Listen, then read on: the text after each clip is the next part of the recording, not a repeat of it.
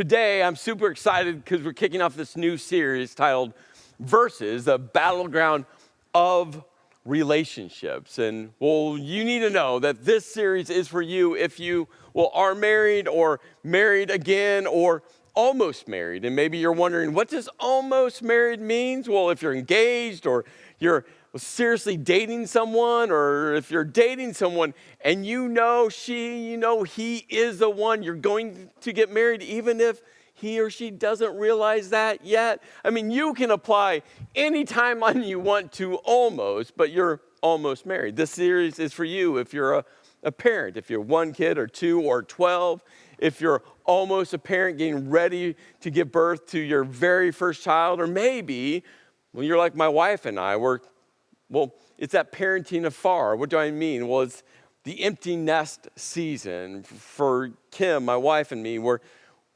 within a couple years of really being in that. We have an almost 16-year-old and almost 20-year-old, and we're just navigating through what life looks like now and what it's going to look like. Afar, parenting starts to shift a bit.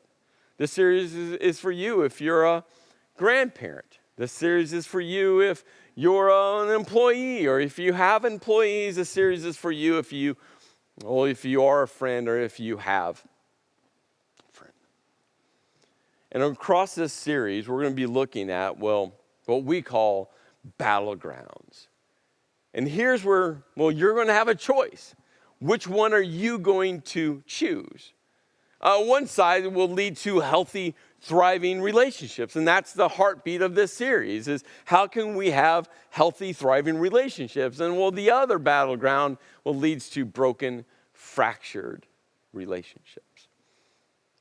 But like I said, you get to choose. Now, there's a word picture, a word image that maybe you're familiar with, more likely that you are, and it can get attached to, different areas in our life. But we're going to attach this word picture, this word image to, relationships. And the word picture is that of an iceberg. What makes icebergs so dangerous is that, 90% of the iceberg is underneath the waterline, which makes only 10% above. I mean, that's why, captains of ships, when they're in the waters where icebergs are, they have their eyes watching out because they understand how dangerous they could sink ships like this. In fact, one of the most famous ships of all time, in 1912, it was sunk by an iceberg. Maybe you're familiar with the name of the ship. It's Titanic.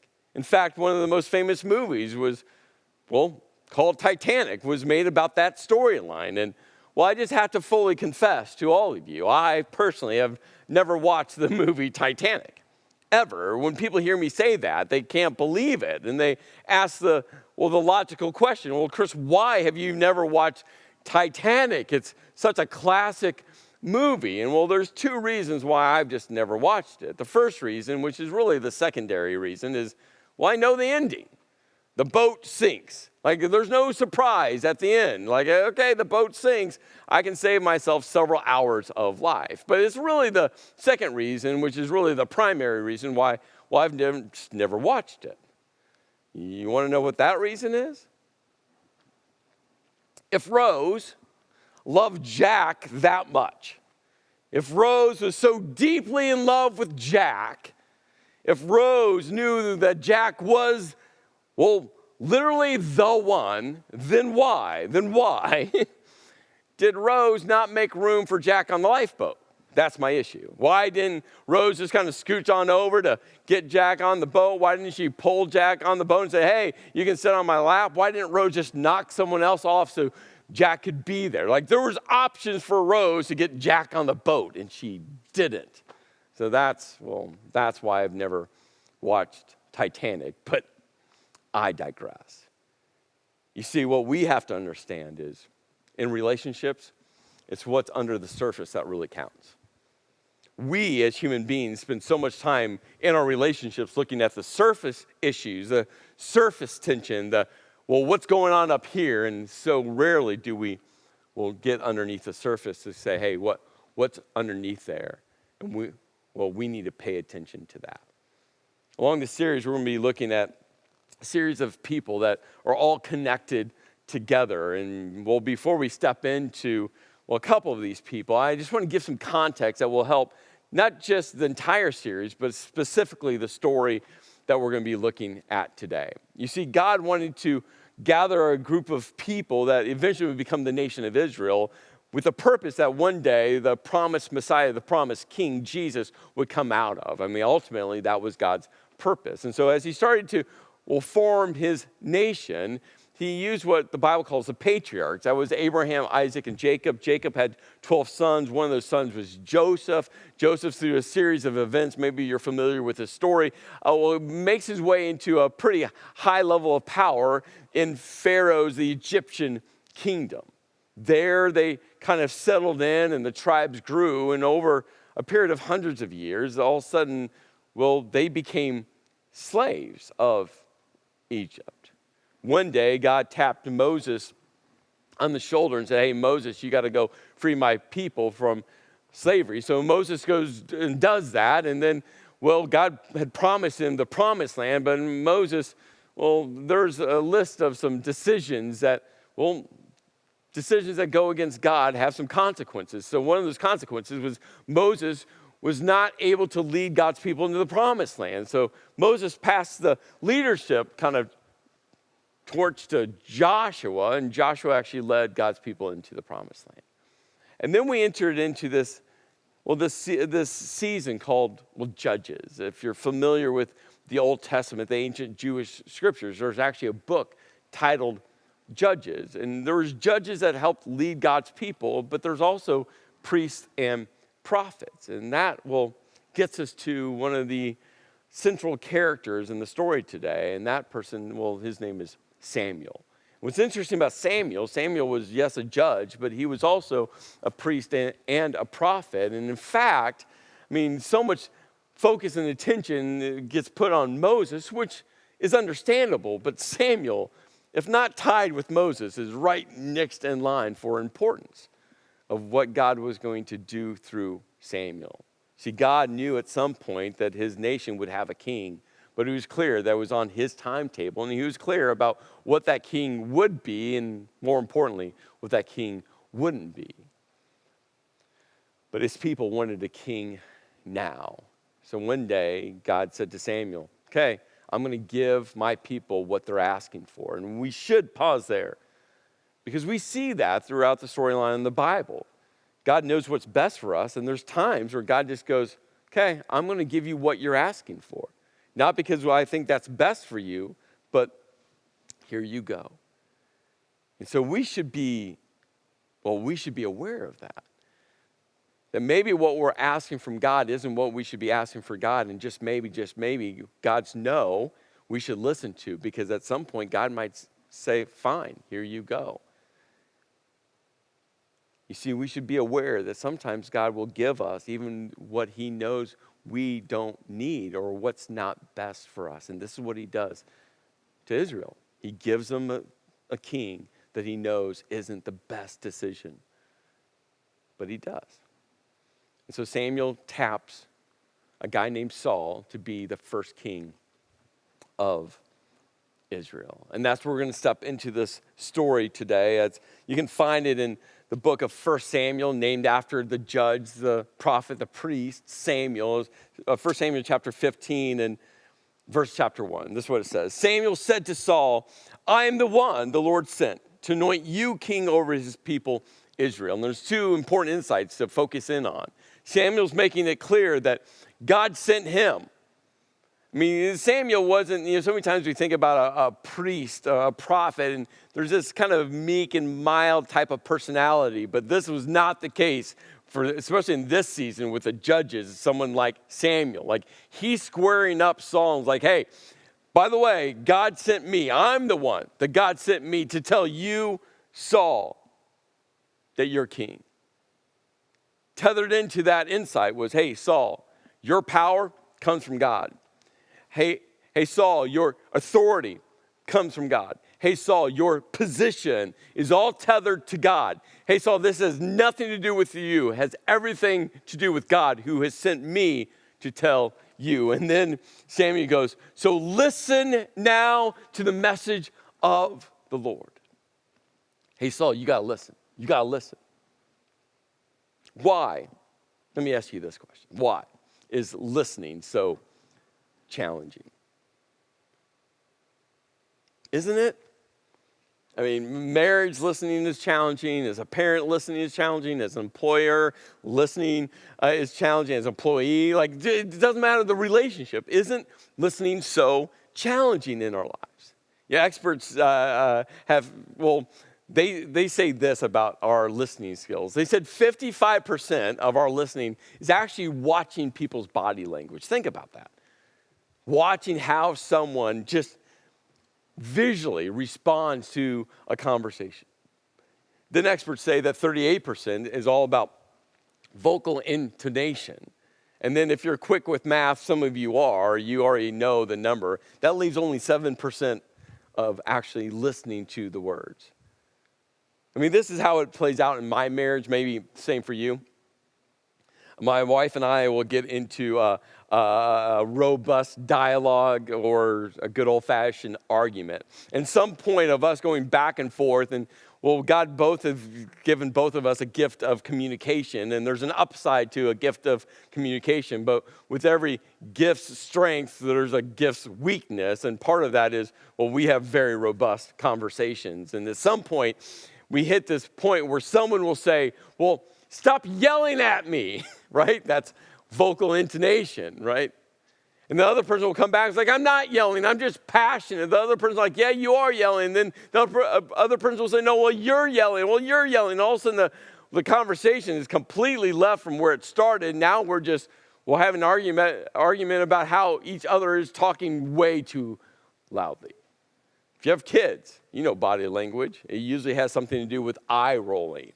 And all of a sudden, what you're trying to correct, the behavior, becomes about, well, the body language. You see, we as human beings spend so much time on the body language and the vocal intonation. We spend very little time actually listening. And that's why I think it's so important that Samuel says to Paul, hey, listen.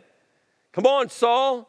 Your power, your authority, tethered to God. And hey, Saul, you should listen to me because I'm the one that God has sent to talk to you. He goes, so listen. And this is what the Lord Almighty says, I will punish the Amalekites for what they did to Israel when they waylaid them as they came up from Egypt. Then we got to pause here.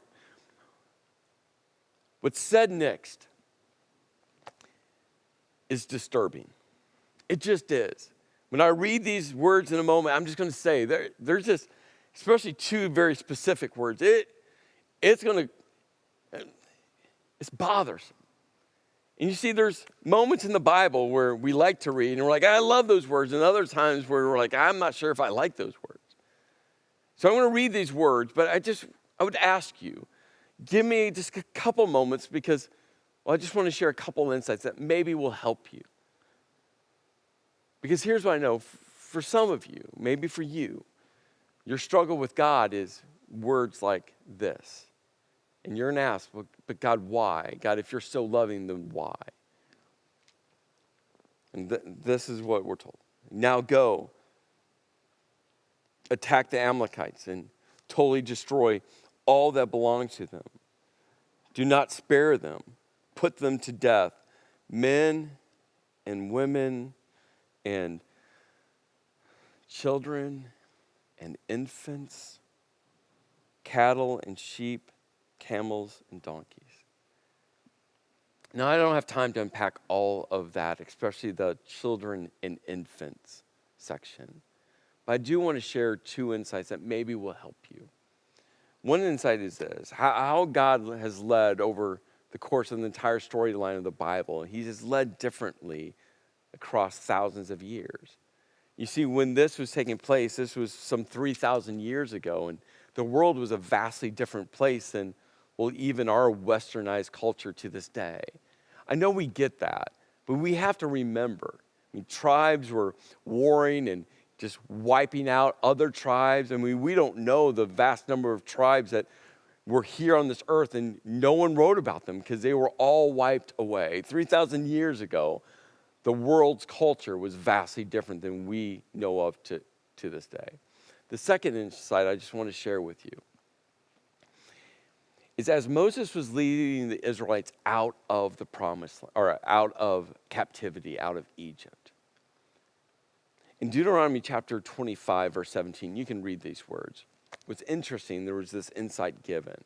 You see, Moses was leading God's people out of slavery, and this group of, the Amalekites were coming behind and picking off, killing those in the back, those who were weak, those who were slower, those who couldn't keep up with the rest, the elderly, the young, those who, maybe didn't have the best health. And God literally said at that moment, one day I will destroy the Amalekites because how cruel and evil they were to just kill the people at the back. So it was God's promise. God is sovereign God, righteous, just, holy God. So God had promised that one day his judgment would come on the Amalekites. But what we can't miss is what God says through Samuel. He says, totally destroy all that belongs to them. All is the key word. Don't miss all, because God makes sure that he includes all in his instruction, his command to Saul. So what does Saul do? Well, as the story goes on, Saul gathers about 210,000 troops. He sets up an ambush, and in that same area of the Amalekites, there's another tribe of people called the Kenites. The Kenites gets tethered all the way back to, Moses' father-in-law, Jethro, to his kind of people group, his tribe, and they were friends with the Israelites. So Saul goes, hey, Kenites, you probably should get out of here because war is going to start. And so Saul goes in, and we're told that he took Agag, king of the Amalekites, alive, and all his people he totally destroyed with the sword. But Saul and the army spared Agag and the best of the sheep and cattle, and spared the fat calves and lambs, and everything that was good. These they were unwilling to destroy completely, but everything that was despised and weak, they totally destroyed. God said all, but they made a little course correction. They started to develop two different categories, because all couldn't really mean all, could it? So the best cattle, the best sheep, they spared that. Everything that was good, they kept. All that other stuff, little value, they destroyed. You see, knowing what to do is not the issue. Saul knew what to do. God was clear. Samuel said, listen. And here's what I know from my life, and I wonder if it's the same for you. In most of my messy relational situations, I know what to do. I know what to do.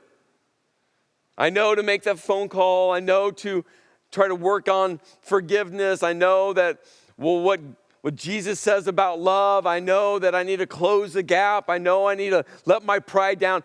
For the vast majority of my messy relationship situations, I know what to do. The reality, just like Saul, I'm unwilling. I'm unwilling. Because being unwilling to do what we know we should do is the issue, isn't it? That's those moments in your quietness when you're asking God what to do, and you know what to do. And the tension comes, and you're like, yeah, but I don't want to. I know I need to pick up that phone, but I don't want to. I know that pride is at the root cause of the friction, and I need to deal with my pride, but I'm unwilling. I know I'm not listening. I'm watching body language. I'm complaining about vocal intonation. I'm not listening, but I really need to listen, not what's on the surface of body language and the vocal intonation. I need to get below the surface to what is really going on within this relationship. So what's really going on within this marriage? What's really going on within my child? What's really going on within my employees? What's really going on within my friendship? I need to get underneath the surface, but I'm just unwilling. I'd rather stay on the surface and not really get down deep. See, knowing is usually not the issue. It's being unwilling to do what we know we need to do. Now that's the issue. So God speaks to Samuel.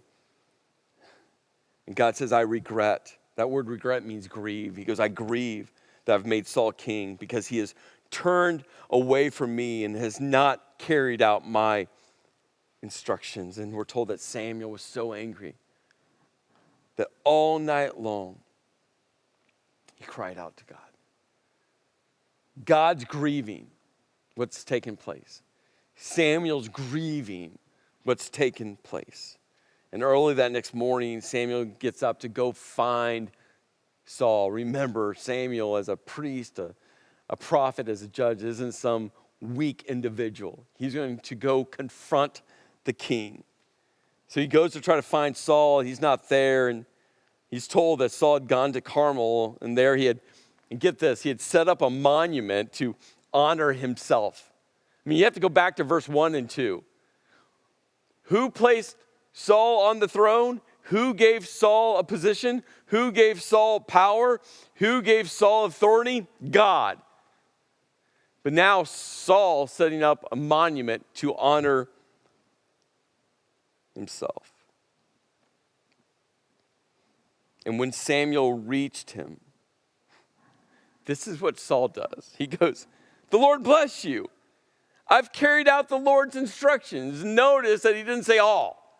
He said, I've carried out his instructions. God asked me to do these things. I've done that. And then Samuel goes, what then is this bleating of sheep in my ears? What is this lowing of cattle that I hear? If you're a parent or a grandparent, you know this classic moment. You've told your child, your grandchild, they can't have a chocolate chip cookie. You walk in the kitchen, they're walking out, and you ask them, did you have a chocolate chip cookie? Emphatically, they say, no, I didn't. You asked me not to, and you see the chocolate on the corner of their mouth, and you ask them again, are you sure you didn't eat a cookie? No, I didn't eat a cookie. Are you sure? No, I didn't eat. They get really defensive, and all of a sudden you point out the evidence, the chocolate on the corner of their mouth. I mean, this is that moment. So I was like, no, I've done everything God asked us to do. Like, I'm innocent. And Samuel's like, I can hear Saul. I can hear the sheep. I can hear the cattle. And Saul's answer, he goes, the soldiers brought them from Amalek, from the Amalekites. They spared the best of the sheep and the cattle to sacrifice to the Lord your God. But we totally destroyed the rest. Remember, Saul's king. He's responsible, in charge of everything. And he starts to do what, if we're not careful, what we do. He goes, it's not my fault. It's not my fault. The soldiers did it. They chose to. And you got to hold on to this. That always leads to the blame game. And the blame game always ends the same way. It creates more of a mess. It creates more friction. It creates more fractured relationships. It always ends the same way. And Saul just starts blaming everyone. It's like, it's not my fault. They did it. It's like, no, Saul, you're king. You're responsible. You're in charge. You have the authority and the power. Hey, Saul, you need to take ownership. Ownership. Come on, own it. Step up. Ultimately, Saul, it was all underneath you. And see, and we've talked about this before. You follow you wherever you go. If you keep on dating the wrong guy, the wrong girl, It's not the guy or the girl. It's you. You follow you wherever you go. If your boss continues to be not the smartest person around you, guess what? You follow you wherever you go. Think about it. What do you constantly complain about others? Guess what? You're the common denominator. That's why you have a choice to make. And Samuel, with all the righteous anger connected to a holy, sovereign God, he goes, enough! Let me tell you what the Lord said to me last night. Hey, by the way, Saul, did God talk to you last night? No, he talked with me. Hey, Saul, did God have a conversation with you last night? No, he talked with me, and this is what God said. Although you were once small in your own eyes. Hey, Saul, you had no authority, no position, no power. Did you not become the head of the tribes of Israel? Didn't you become king? And the Lord anointed you king over Israel. And he sent you on a mission, saying, go and completely destroy those wicked people, the Amalekites. Wage war against them until you have wiped them out. So why did you not obey the Lord? Why did you not pounce on the plunder and do evil in the eyes of the Lord? Hey, Saul, why? The instructions were clear. So why? Why didn't you follow God? But Saul comes back, and now he's just arguing. He goes, but I did obey the Lord. I went on mission. The Lord assigned me. I completely destroyed the Amalekites and brought back Agag, their king. The soldiers. Well, they took the sheep and the cattle from the plunder, the best of what was devoted to God in order, and get this, in order to sacrifice them to the Lord your God. He's like, hey, Samuel. They did that for God. They did that. I mean, their hearts were genuine for God. And this is the caution. Don't wrap your unfaithfulness to God with how you're being faithful to God. Think about it. That's what Saul was doing. Yeah, we were unfaithful in that area, but we're going to be so faithful by taking the best sheep and the best cows and sacrificing an act of worship to God. It's okay we're unfaithful there because we're going to be faithful there. Are you doing that? I know, God, I'm not getting that right, but hey, here I'm getting this right. Hey, God, I'm not being faithful to you there, but I am here, so it equals all out. How do you think Samuel responds to that?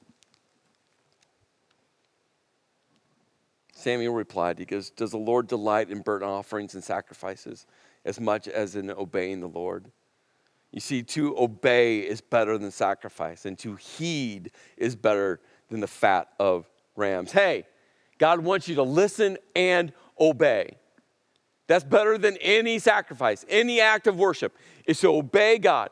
Listen to him and follow. Listen and obey. Listen and do what he says. For rebellion, willful disobedience is like the sin of divination, and arrogance like evil idolatry. So Saul, because you have rejected the word of the Lord, he has rejected you as king. I'd encourage you to read the rest of chapter 15. But let's pause there. You see, it leads us to the first battleground. And the battleground is doing right versus being right. You see, God cares about us doing right, listening to him, and following his instruction.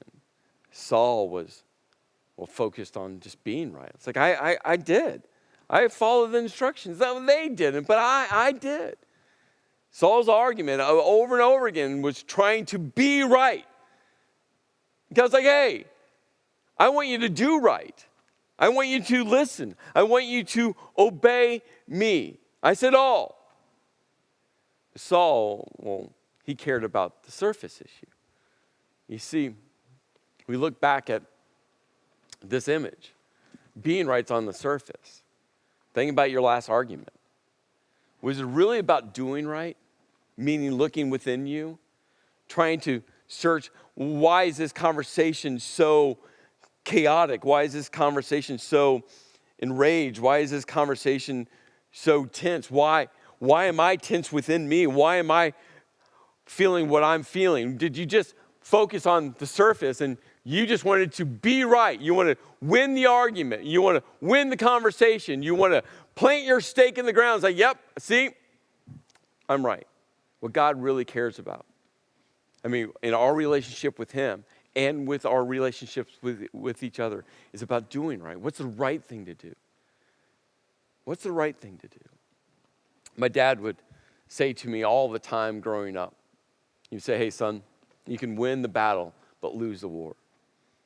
And what he meant was like, yeah, this argument you could win, but the war, having a healthy, thriving relationship, what really matters, you'll destroy that. Yeah, Chris, you can win this, but ultimately what is really important, what he was saying is you can win the surface level above the waterline. You can win that all day long, but what really matters down deep underneath, you're going to lose. Which one's more important? So let me leave you with this question. What is the right thing? What's the right thing to respond with? What's the right thing to say? What is the right thing to do in your relationship? Not being right, but doing right. Right now. A relationship that has tension. Are you focused above the waterline about being right? If you are, which is easy to do, my encouragement for you, get underneath the surface. Because that's where you'll discover what doing right looks like, what God has called you to do in that relationship. Let me pray. Dear Heavenly Father, Lord, I just thank you for a raw, messy, fractured story like Saul's to help us learn. I know personally for me, I've seen myself as I've read through this story, I've seen myself in moments doing what Saul did. So Lord, I pray for all of us that we can get underneath the waterline, underneath the surface, and really focus on what you have called us to do right, not to be right, but do what is right. And usually that means looking within us. Where's our pride creeping around? Where's our bitterness that's getting entangled with other relationships? What do we need to own? Who do we need to stop blaming? Lord, I just pray. I pray that even in the uncomfortability, Lord, that we'll lean into some of that tension that will help us all experience healthy and thriving relationships. In your name I pray. Amen.